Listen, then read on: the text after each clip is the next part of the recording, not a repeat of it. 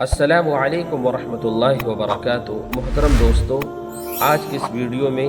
میں آپ کو سورہ حامیم سجدہ کی آیت نمبر 19، آیت نمبر 20 اور آیت نمبر 21 کی تفسیر پیش کرنے کی جسارت کر رہا ہوں اور آپ لوگوں کے سامنے پیش بھی کروں گا۔ اللہ تبارک و تعالی نے فرمایا وَيَوْمَ يُحْشَرُ أَعْدَاءُ اللَّهِ إِلَى النَّارِ فَهُمْ يُوزَعُونَ حتى إذا ما جاءوها شهد عليهم سمعهم وأبصارهم وجلودهم بما كانوا يعملون وقالوا لجلودهم لما شهدتم علينا قالوا أنطقنا الله الذي أنطق كل شيء وهو خلقكم أول مرة وإليه ترجعون۔ ترجمہ ہے، اور جس دن اللہ کے دشمن جہنم کی طرف ہانک کر لائے جائیں گے تو انہیں روک لیا جائے گا، یہاں تک کہ جب سب جہنم کے قریب آ پہنچیں گے تو ان کے کان، ان کی آنکھیں اور ان کی کھالیں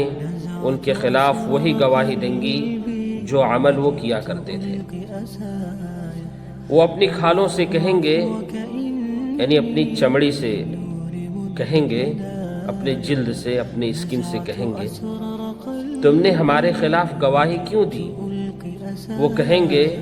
ہمیں اسی اللہ نے قوت گویائی دے دی جس نے ہر چیز کو گویائی دی ہے، اس نے تمہیں پہلی بار پیدا کیا اور اسی کی طرف تم لوٹائے جاؤ گے۔ ان آیات کی تفسیر یہ ہے،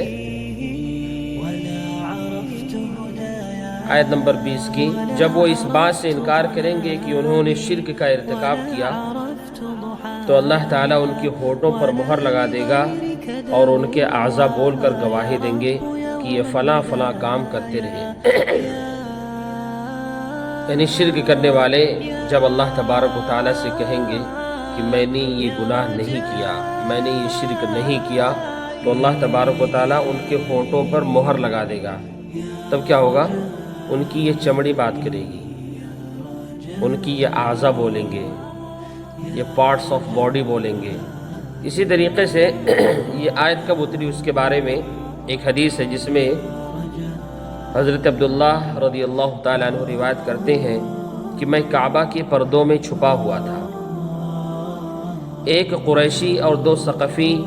اور دو قریشی جن کی توندیں تو نکلی ہوئی تھیں مگر بالکل بے وقوف تھے، ان کا پیٹ نکلا ہوا تھا، آہستہ آہستہ کچھ باتیں کر رہے تھے جن کو میں سن نہ سکا۔ ایک بولا، کیا تمہارے خیال میں اللہ ہماری ان باتوں کو سن رہا ہے؟ دوسرا بولا، بلند آواز کی باتیں تو سن لیتا ہے لیکن آہستہ باتیں نہیں سنتا۔ اللہ تبارک و تعالیٰ کے بارے میں دوسرا کہہ رہا ہے کہ بلند آواز کی باتیں جو ہوتی ہیں وہ اللہ تبارک و تعالیٰ سن لیتا ہے لیکن جو آہستہ آہستہ بات کرو وہ نہیں سنتا۔ تیسرا بولا، اگر بعض باتیں سن لیتا ہے تو ساری ہی سن لیتا ہے۔ یہ واقعہ میں نے رسول اللہ صلی اللہ علیہ وسلم سے ذکر کیا تو یہ آیت اتری۔ کون سی آیت؟ کہ جس دن اللہ کے دشمن جہنم کی طرف ہانک کر لائے جائیں گے تو انہیں جہنم پر روک لیا جائے گا، یہاں تک کہ جب سب جہنم کے قریب آ پہنچیں گے تو ان کے کان، ان کی آنکھیں اور ان کی کھالیں ان کے خلاف وہی گواہی دیں گی جو عمل وہ کیا کرتے تھے۔ میرے دوستو، ان آیات سے اور ان کی تشریحات و تفسیرات سے یہ پتہ چلتا ہے کہ